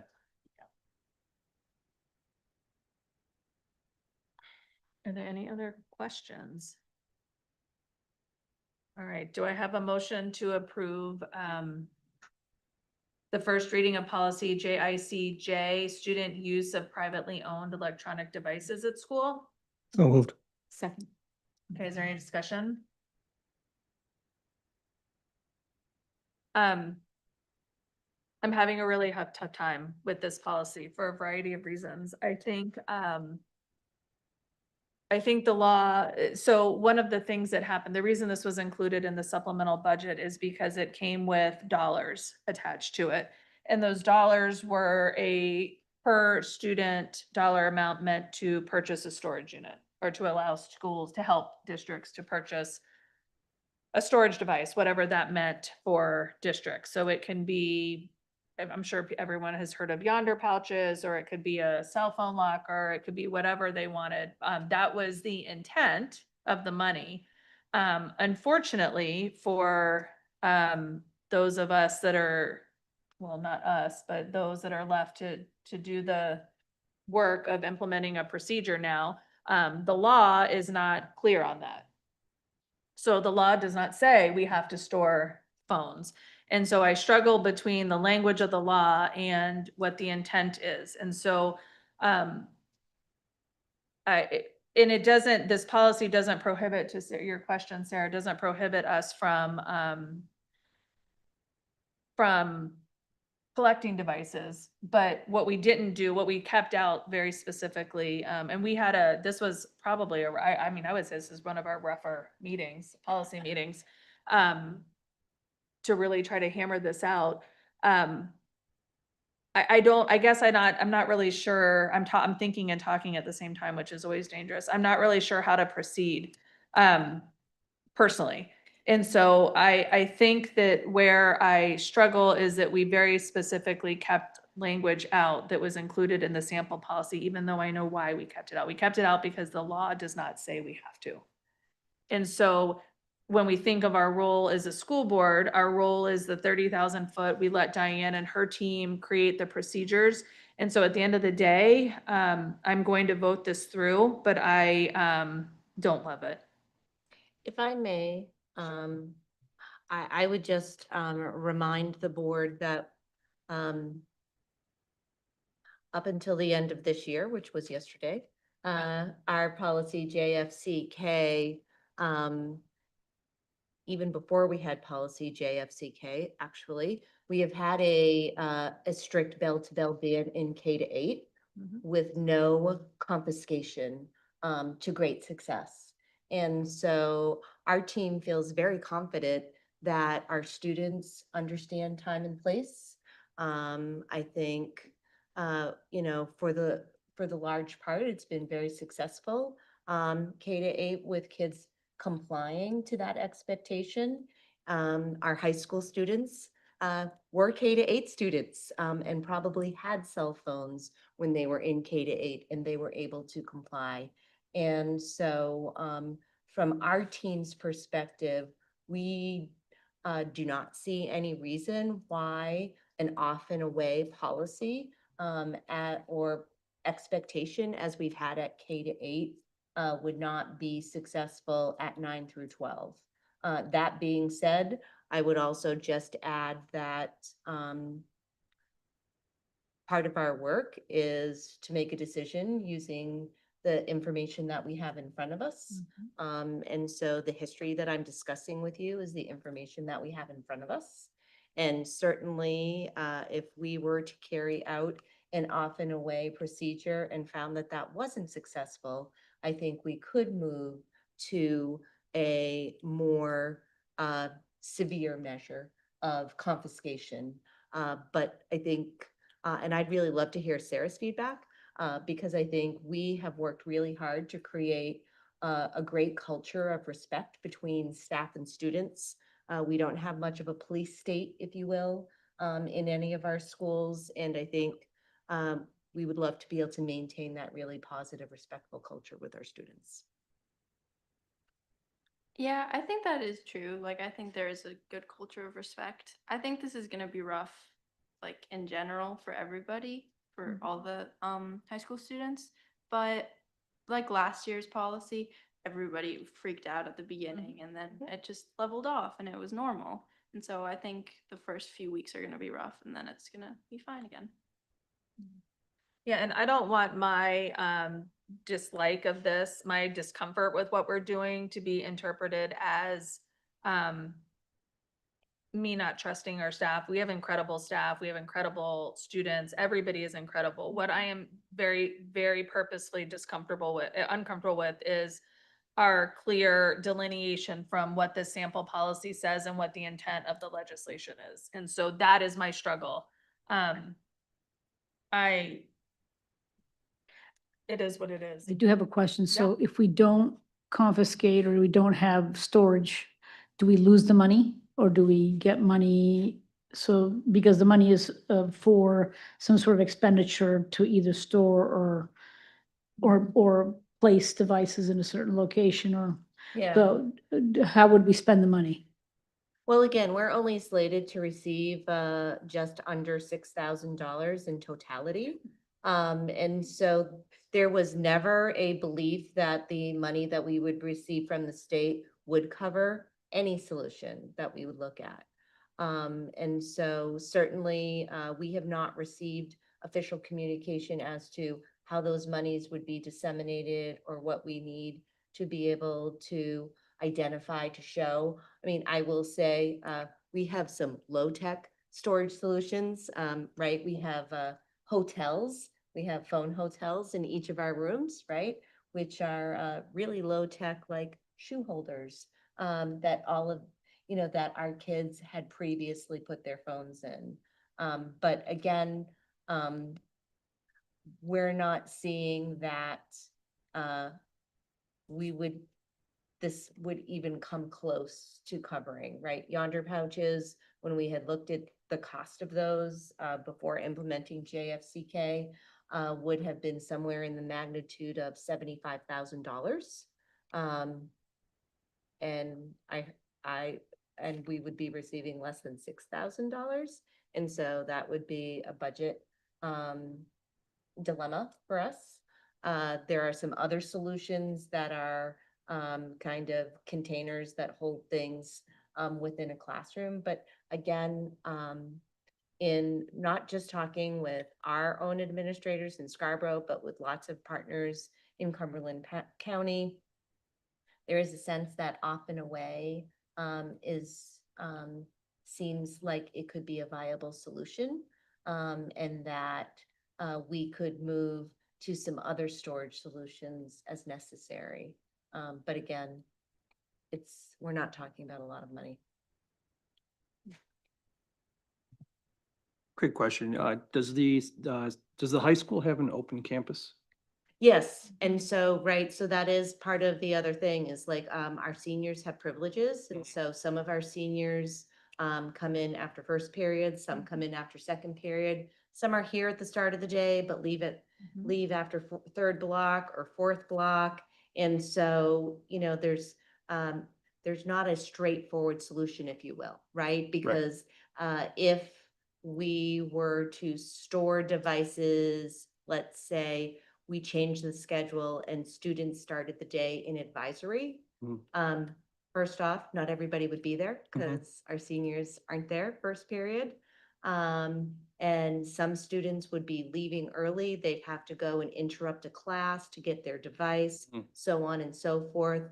We would have to redesign the school schedule so that we would have some academic time, some loss of academic time at the end of the day. So kids could go back and retrieve their device if they chose to get it. At the high school, quite frankly, I think, we will be working on a really clear communication campaign over the summer. Once a decision is reached here by the board. And I know that, in talking with the high school, we have a lot of students who drive cars.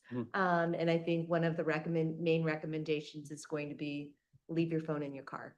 And lock your car, or use a standard locker, because very few high school students actually use lockers anymore. Those have become passé, even though we have over 1,000 of them.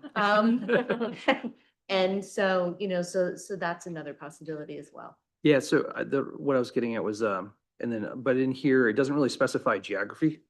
So where exactly you can have them, where you can't have them, and where exactly is the boundaries for where's the property line for the bank? And so is it a matter of just walking over that line, firing up my phone? Well, kids can't really leave, although it's an open campus, it is by schedule, right? Sure. So not every student can Oh, I self-select see to what leave you're the saying. building, Okay. right? It is based on an individual student's schedule, and at the high school, each of our students have an individualized schedule. They don't travel in groups, Got it. in the same way that they do at K-8. Okay, thank you for that clarification. Sure.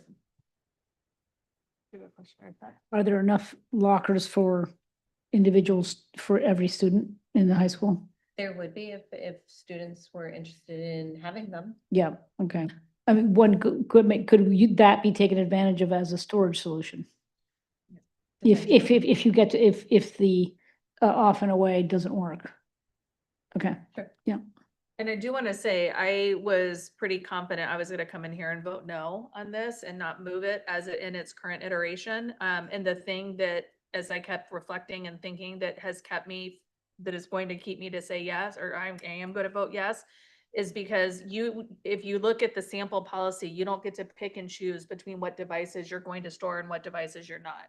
So if a student comes in the high school and they've got an Apple Watch, an Apple phone, a tablet, and a computer, we're asking teachers to collect all of that and store it for the day. So any district that is taking cell phones and not taking watches, if they've adopted this sample policy, would be out of compliance. And that is the only reason I'm going to vote yes on our policy. Yeah, Sarah, go ahead.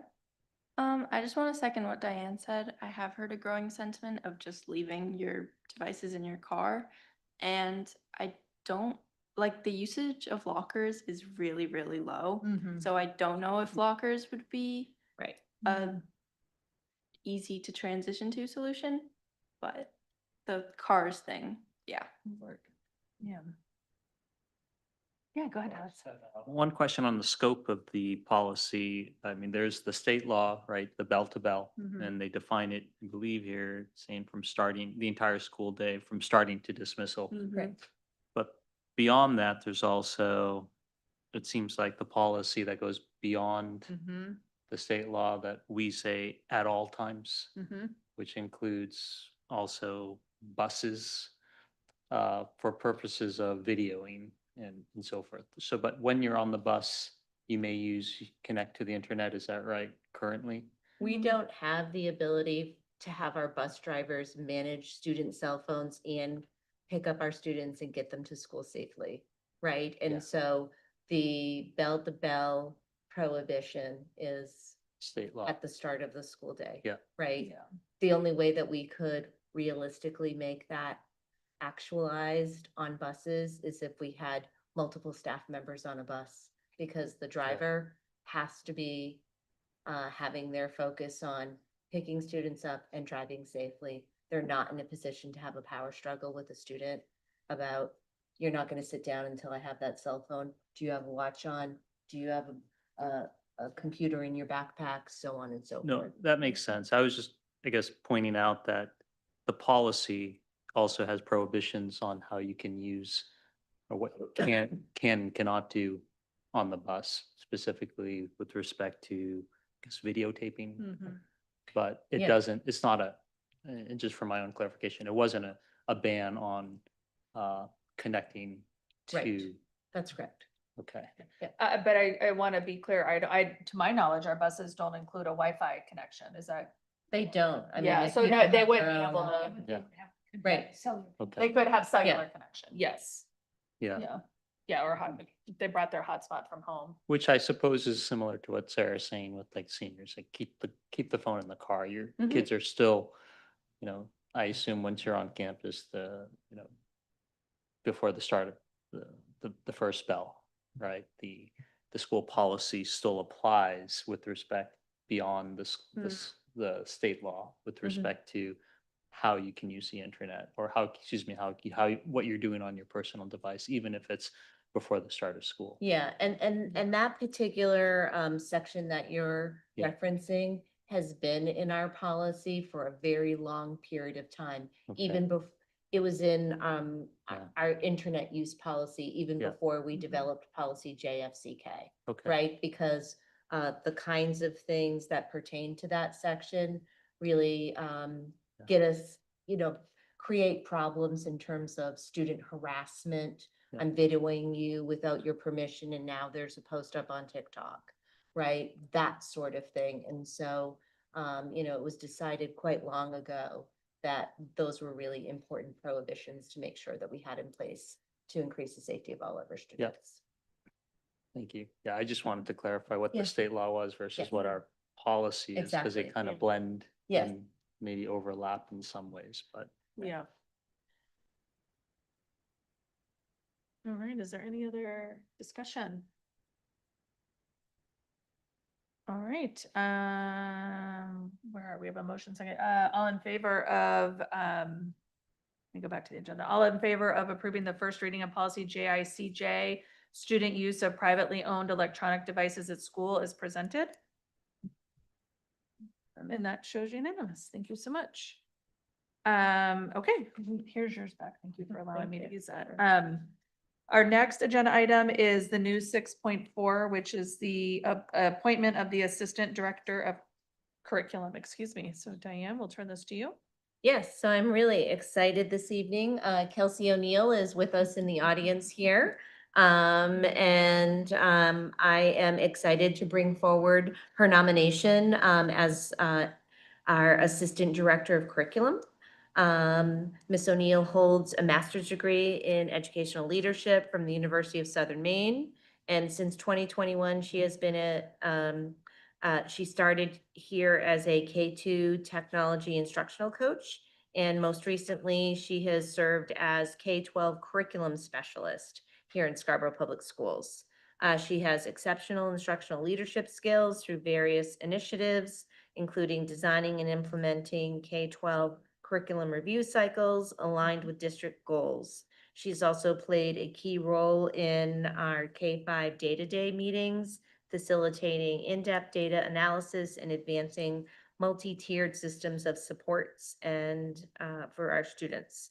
Additionally, Kelsey coordinates and oversees summer programming initiatives and effectively supports K-8 social emotional learning work in the district.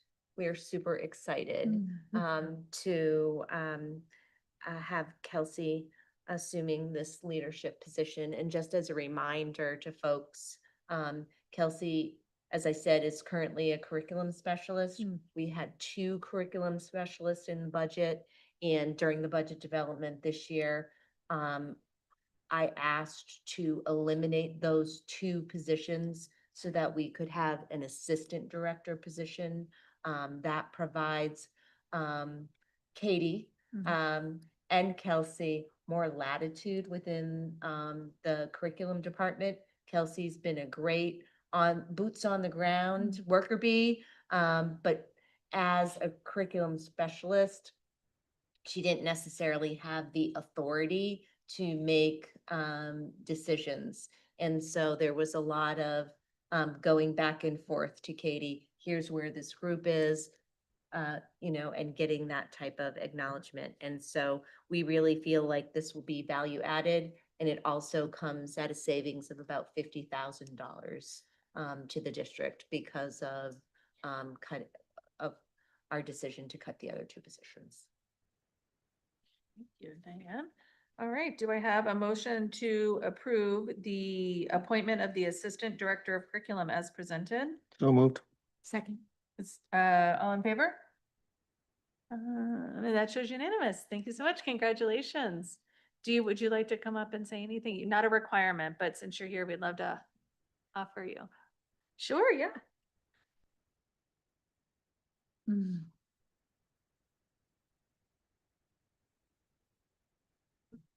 Okay, so thank you for the opportunity to speak, and I'm just like truly honored and so excited for the role. And as Diane said, like over the past 5 years, I've just had the opportunity to really grow and learn alongside so many dedicated leaders and educators and students. So it's truly a privilege to get to continue my career in this next step here in Scarborough. And I'm just really looking forward to expanding the curriculum department and really getting to support the meaningful, high quality instruction that we provide to our community here in Scarborough. So thank you. Thank you. Congratulations. All right, agenda item 6.5 is the appointment of high school 2 mathematics teachers. Yes, so I'm happy to bring forward Tim McHugh tonight as a nomination to fill a high school math position due to retirement. Mr. McHugh earned his Bachelor of Science in Finance from Northeastern University and a Master of Education in Mathematics from Merrimack College. His professional background includes serving as a summer mathematics teacher for the Boys and Girls Club of Boston, as an adjunct math professor at LaSalle University, and his full-time work includes his current role as a math teacher at Lynn Classical High School. Want to keep reading the second one? Yes, the second appointment is Eric George. Eric George is being nominated to fill a second high school math position due to resignation. Mr. George earned his Bachelor of Arts degree in mathematics from Colby College and a Master in Teaching Secondary Mathematics from the Polytechnic Institute of New York University. This past year, he served as a long-term substitute at Scarborough High School. And so we're really excited about bringing him forward as a more permanent member. All right, do I have a motion to approve the appointments of the 2 high school mathematics teachers as presented? So moved. Second. All in favor? And that shows unanimous. Thank you so much. All right, agenda item 6.6, our appointment of middle school English language arts and social studies teacher. Yes, Kelsey McGill is being nominated to fill this position due to a retirement at the middle school. She earned her Bachelor of Science in Elementary Education degree from the University of Maine at Farmington and her Master of Science degree in Special Education from the University of Southern Maine. She taught 6th grade social studies and served as team leader and mentor in RSU 57 Massabesic Middle School. And she is currently a 6th grade social studies teacher in Old Orchard Beach, RSU 23. All right, do I have a motion to approve the appointment of the middle school English language arts social studies teacher as presented? So moved. Second. Any discussion? Oh, no discussion. All in favor? And that shows unanimous. Thank you so much. Agenda item 6.7 is the appointment of a K-5 ESOL English for Speakers of Other Languages teacher. Yes, Mary Gillerow is being nominated to fill this position due to a resignation. Ms. Gillerow earned her Bachelor of Science in Elementary Education from the University of Maine at Orono, and she also earned a master's degree in Special Education from the University of Massachusetts. She holds a certificate of advanced graduate study in TESOL, which is Teaching English to Speakers of Other Languages from the University of Southern Maine. Having previously taught at nursery school in Boston, she currently serves as a kindergarten teacher in South Portland. So we're really excited to bring her forward. All right, do I have a motion to approve the K-5 ESOL English for Speakers of Other Languages teacher as presented? So moved. Second. All in favor? And that shows unanimous. Thank you. Agenda item 6.8 is the appointment of the boys lacrosse assistant coach. Yes, that is in your packet. I apologize that this is a late appointment. Somehow, there was a miscommunication in terms of getting this on, the board agenda. So I respectfully ask you to approve that. All right, do I have an appointment? Do I have a motion to approve the appointment of the boys lacrosse assistant coach? So moved. Second. All in favor? And that shows unanimous. Thank you. Agenda item 6.0 is no board action. Just would call your attention to your agenda materials. Those are the transfer, or that is the transfer of 2 Blue Point school teachers to pre-K rooms. That is listed in your materials. Agenda item 7.0 is adjournment, and just really quickly before we adjourn, I just would ask the board members, we will reseat our committees. If you can take a look at our committees and send me the 3 that you would like to work on via email, that would be great. If you could send it to me, well, we're probably less pressed for time, but if you could send them to me by June 26th. So that'd be excuse me, a little more than a week away, just so we can get those seated, and we will approve them at our next board meeting. Okay. All right. If there are no objections, we will adjourn at 8:16 p.m. Thank you so much and have a good evening. Thank you.